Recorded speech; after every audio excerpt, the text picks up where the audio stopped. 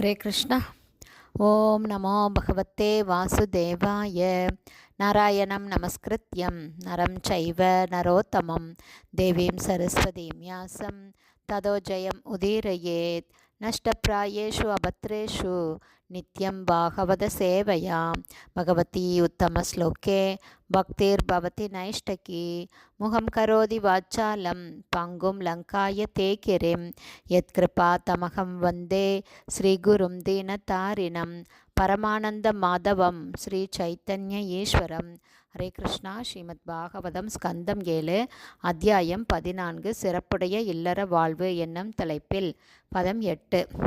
யாவத் ப்ரீயேத ஜடரம் தாவத் ஸ்வத்வம் ஹி தேஹினாம் அதிகம் யோ அபிமன்யேத சாஸ்தேனோ தண்டம் அர்ஹதி.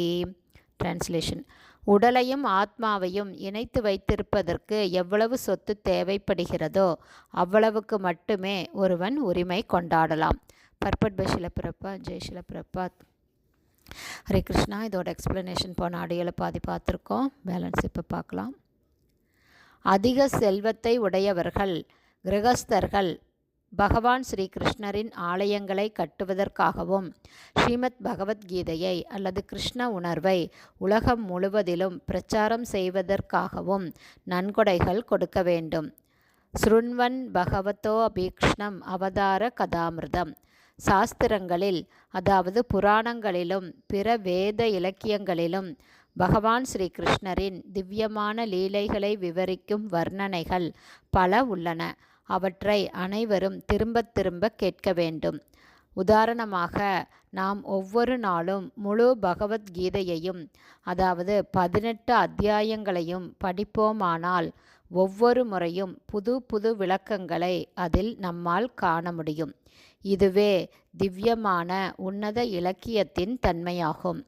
ஆகவே மனிதகுலத்தின் நன்மைக்காக கிருஷ்ண உணர்வை பரப்புவதன் மூலம் தேவைக்கதிகமான தனது சம்பாத்தியத்தை செலவிடுவதற்கு கிருஷ்ண பக்தி இயக்கம் வாய்ப்பளிக்கிறது. குறிப்பாக இந்தியாவில் நூற்றுக்கணக்கான ஆயிரக்கணக்கான ஆலயங்கள் இருப்பதை நாம் காண்கிறோம். அவை எல்லாமே நல்ல மனதுடைய செல்வந்தர்களால் பக்தியோடு கட்டப்பட்டவை ஆகும். இந்த ஸ்லோகம் மிகவும் முக்கியத்துவம் வாய்ந்ததாகும். இங்கு குறிப்பிடப்பட்டுள்ளது போல தேவைக்கு அதிகமாக பொருள் சேர்ப்பவன் ஒரு திருடனே ஆவான்.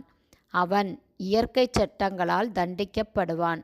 தேவைக்கு அதிகமாக பணம் சேர்ப்பவன் மேன்மேலும் அதிகமான பௌதீக சுகபோகங்களை அனுபவிக்க ஆசை கொள்கிறான். பௌதீகவாதிகள் பல்வேறு செயற்கையான தேவைகளை கண்டுபிடிக்கிறார்கள். பணம் படைத்தவன் இத்தகைய செயற்கை தேவைக்கு மயங்கி அவற்றை அடைய மேன்மேலும் அதிக பணத்தை சேகரிக்க முயற்சி செய்கிறான்.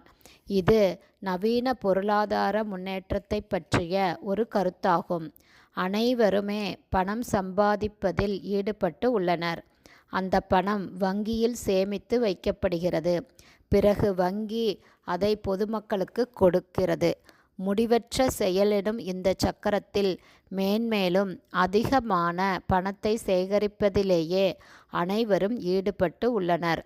ஆகவே பணம் சம்பாதிப்பதில் உள்ள நோக்கத்தினால் மனித வாழ்வின் உயர்ந்த லட்சியம் மறைந்து கொண்டே போகிறது. சுருக்கமாக, ஒவ்வொரு மனிதனையும்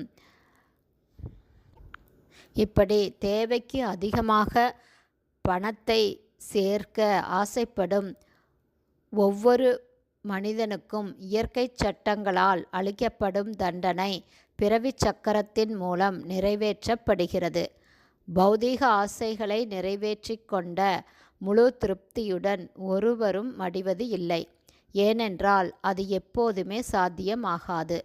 ஆகவே மரணத்தின் போது தனது ஆசைகளை நிறைவேற்றி கொள்ள முடியாமல் ஏக்கத்துடன் ஒருவன் மிகவும் வருத்தப்படுகிறான்.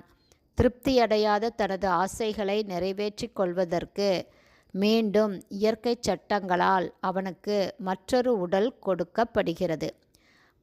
இப்படி மற்றொரு உடலை ஏற்று மீண்டும் பிறவி எடுத்ததும் ஒருவன் தானாகவே 3 வித துன்பங்களை மறுபடி ஏற்றுக்கொள்கிறான். ஹரே கிருஷ்ணா. ஸ்ரீமத் பாகவதம் ஸ்கந்தம் 7 அத்தியாயம் 14 சிறப்புடைய இல்லற வாழ்வு என்னும் தலைப்பில் பதம் 8 ஸ்ரீல பக்திவேதாந்த சுவாமி பிரபுபாதாவின் விளக்க உரை இத்துடன் நிறைவடைந்தது. ஹரே கிருஷ்ணா. ஸ்ரீல குருதேவுக்கு ஜெய்.